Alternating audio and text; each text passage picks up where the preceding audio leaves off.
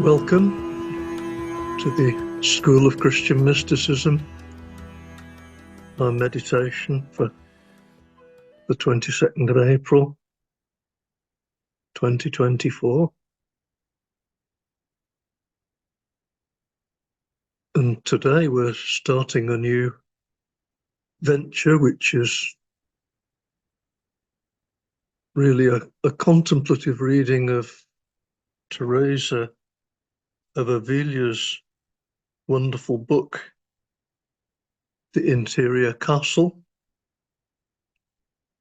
And we're using a translation by Mirabai Starr, this one.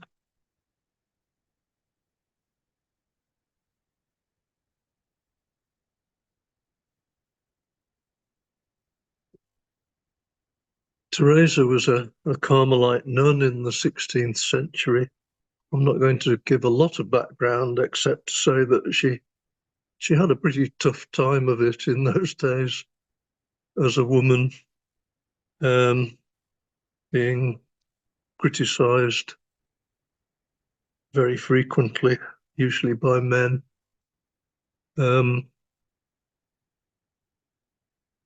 But she rose above that spiritually and produced some wonderful works, and The Interior Castle is one of those.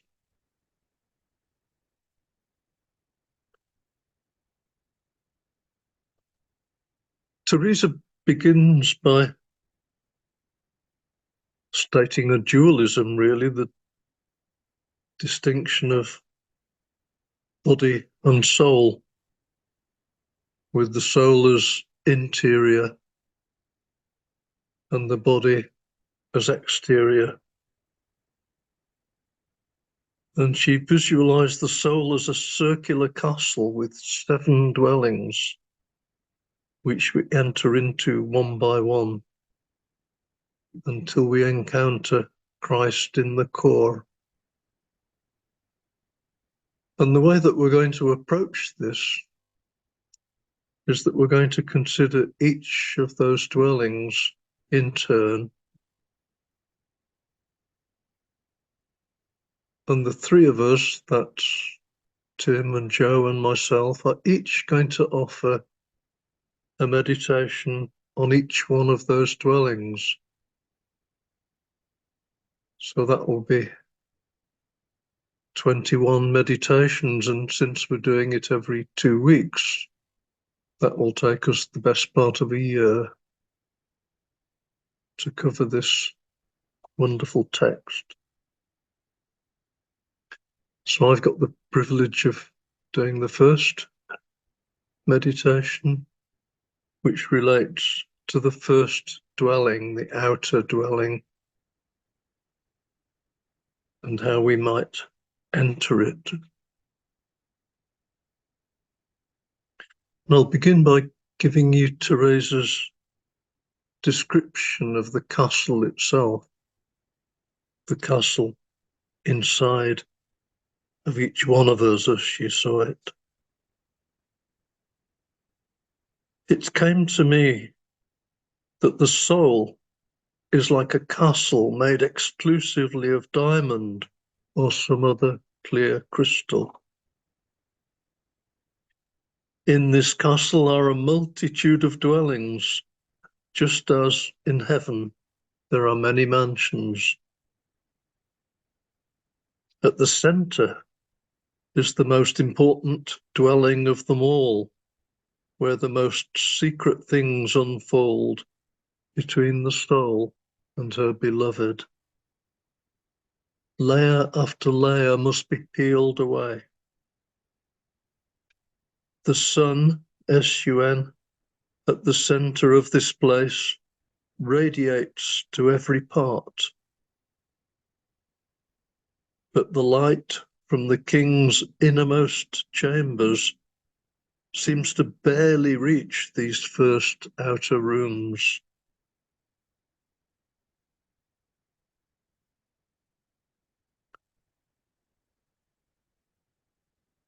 She goes on to consider how we might enter into this castle, because we begin on the outside of it.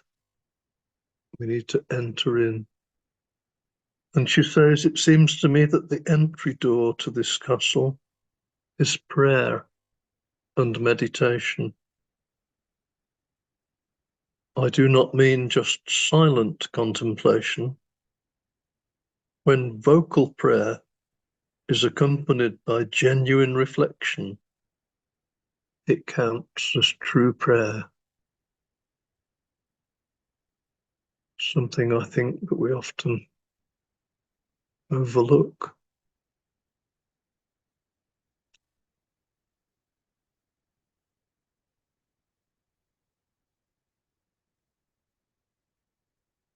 And she emphasizes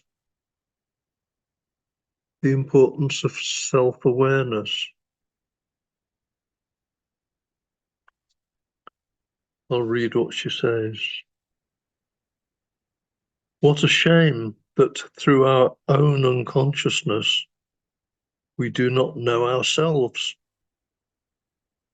Wouldn't a person look foolish, friends, if you asked him who he was and he didn't know?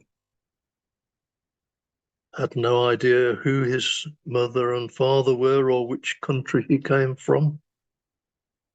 If this seems stupid to you, know that your own stupidity is incomparably greater when we do not strive to know who we really are. What transcends the body? We have heard that we have souls, and our faith compels us to believe that this is true.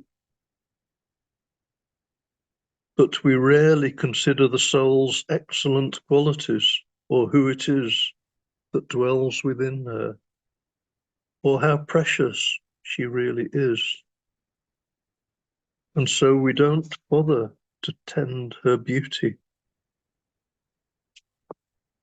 All our attention is focused on the rough matrix of the diamond, the outer walls of the castle, which are none other than these bodies of ours. Self-knowledge, she says, is so important that I do not care how high you are raised up to the heavens. I never want you to cease cultivating it.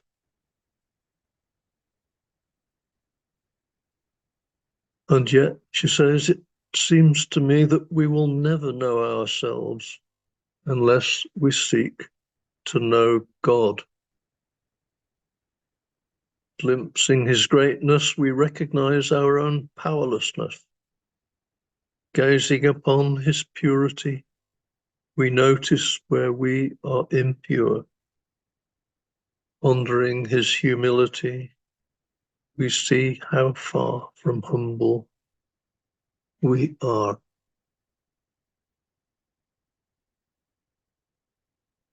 Teresa sets out the obstacles to beginning this journey, which she calls the vipers.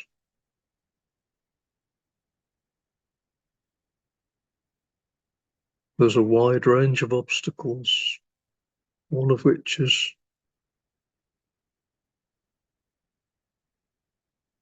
a feeling of unworthiness, that how could I possibly claim to be able to reach such heights? That's the ego talking. All of these vipers are the ego putting obstacles in our way.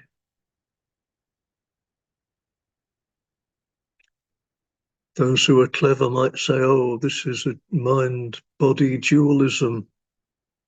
I'm a philosopher, I don't do dualism. Empty words, usually, from people who may understand intellectually, but are not living the unity that we finally reach with Christ. And we're here right at the beginning of this journey, still on the outside of the castle.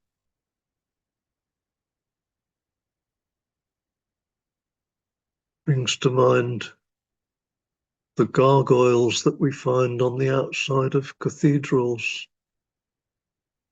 Distorted faces, horrible creatures, usually pouring water out because they are water drains.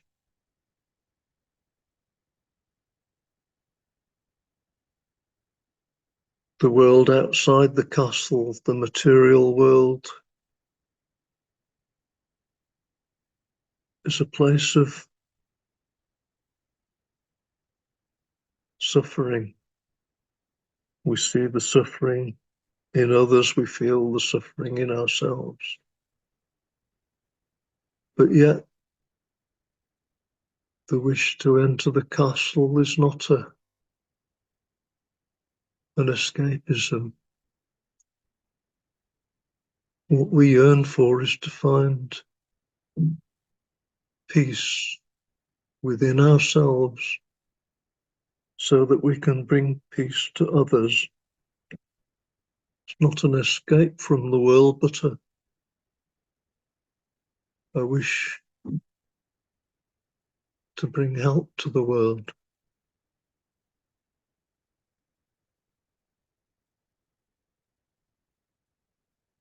And if we look at the castle from the outside, we can see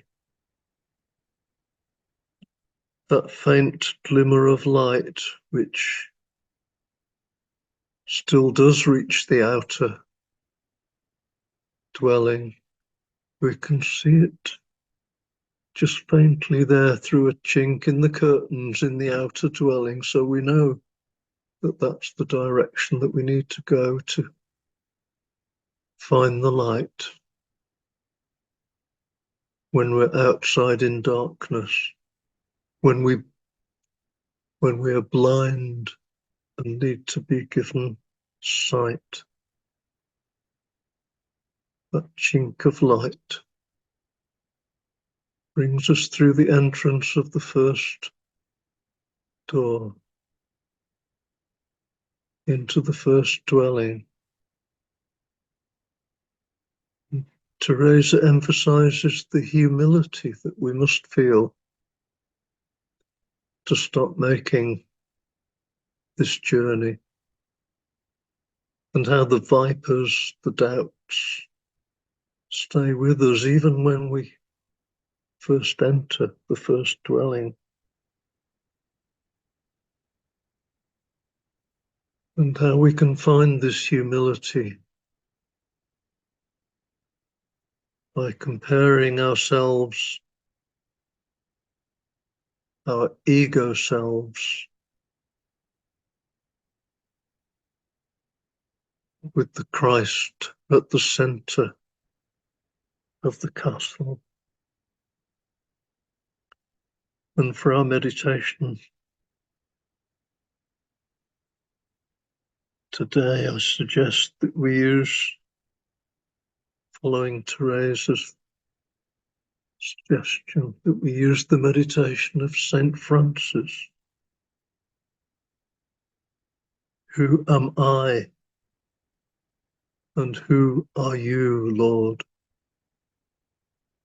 Who am I? And who are you, Lord?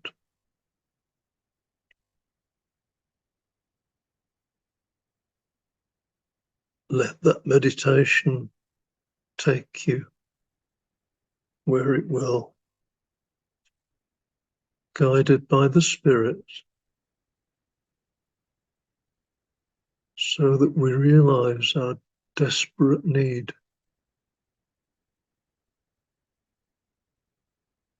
to move away from the ego self outside the castle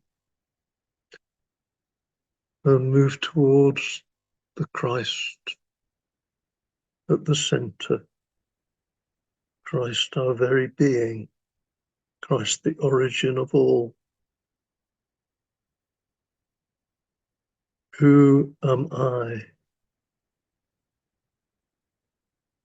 And who are you, Lord?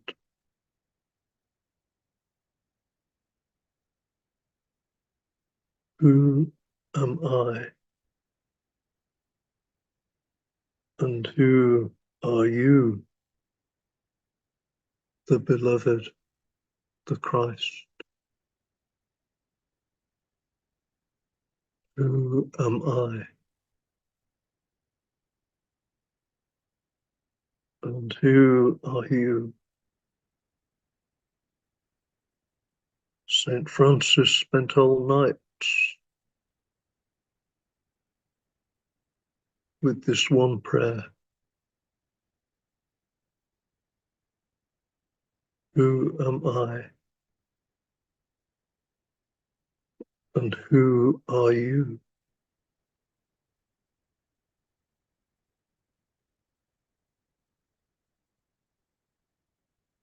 Who am I? And who are you?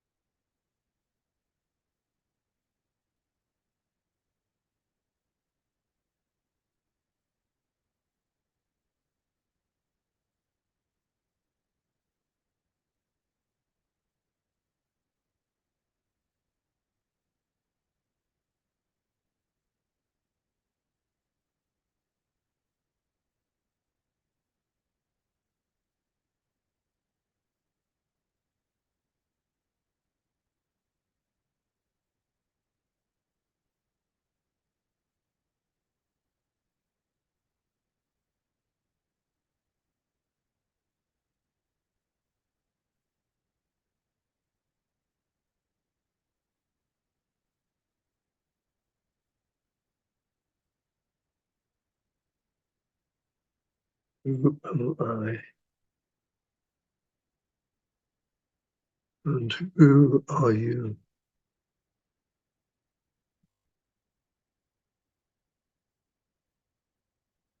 With this prayer, we realize our desperate need to move away from the delusions of the ego self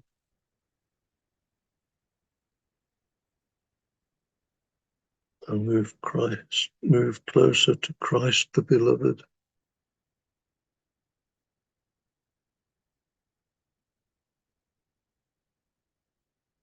starting with the first step into that outer dwelling where we still feel attached to the things of the material world. But we've made that first vital step, that first vital acknowledgement that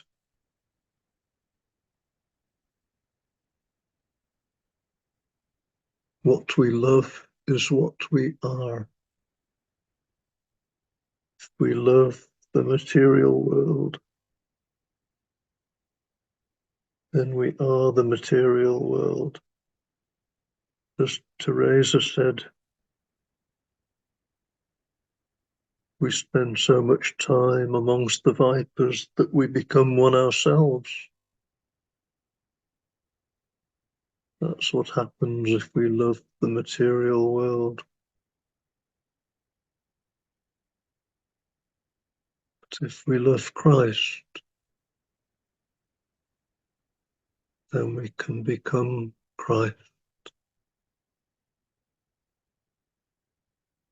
The scripture says we can have the mind of Christ. There's a long journey before we get there, but we can take the first step into the first dwelling, the outer dwelling, where there is a dim light, and we begin to see things as they really are, instead of just seeing shadows and illusion. Who am I? And who are you? You, the truth, the light, the purity, the goodness. And who am I?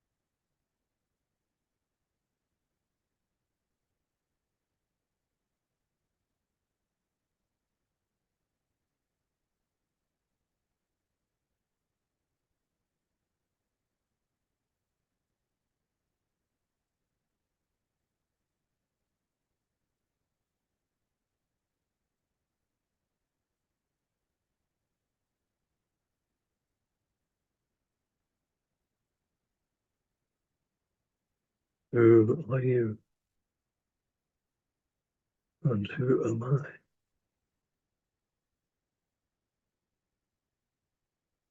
We can carry that meditation with us.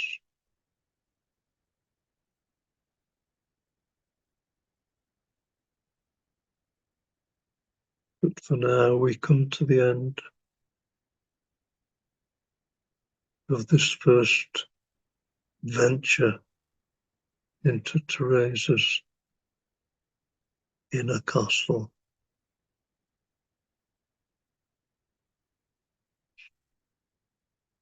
Thank you.